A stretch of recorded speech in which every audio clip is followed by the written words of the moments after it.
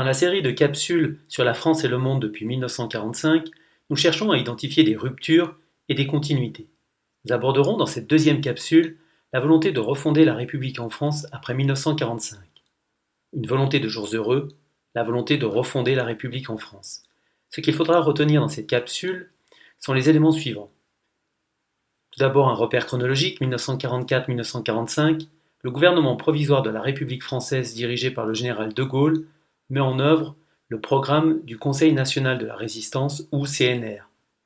Il faudra également savoir ce qu'est le CNR et il faudra être capable de citer des réformes économiques et sociales et montrer qu'elles incarnent les valeurs de la République.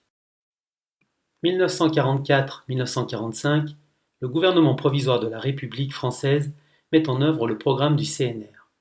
La Libération marque la fin de l'État français dirigé par le maréchal Pétain. Le gouvernement provisoire de la République française, dirigé par le général de Gaulle, renforce la démocratie en accordant en avril 1944 le droit de vote aux femmes et en affirmant l'égalité hommes-femmes. Les élections municipales de 1945 sont l'occasion pour les Françaises de voter pour la première fois.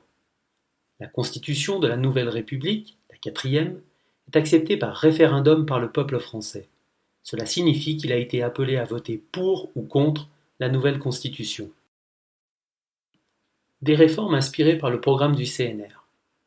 S'inspirant du programme du Conseil national de la résistance, le gouvernement provisoire nationalise des banques, des assurances et de grandes entreprises de secteurs variés, de l'industrie à l'énergie, en passant par les transports. Cela signifie que ces entreprises deviennent propriété de l'État. Ces nationalisations doivent permettre à l'État de reconstruire après la guerre. De nombreuses mesures sociales sont également adoptées comme le rétablissement de la semaine de 40 heures et de la liberté syndicale. La création de la sécurité sociale en 1945 permet une prise en charge de l'assurance maladie, des accidents du travail et l'instauration d'un système de retraite. Ces droits sociaux nouveaux s'appuient sur la fraternité, la redistribution des richesses.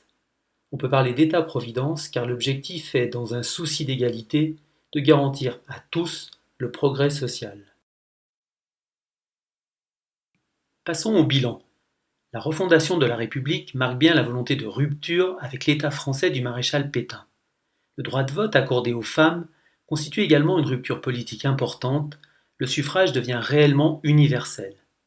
Concernant les mesures sociales, on observe au contraire une continuité avec le Front populaire qui en 1936 avait établi la semaine de 40 heures et les 2 semaines de congés payés. La réaffirmation des valeurs de la République s'inscrit elle aussi dans une continuité.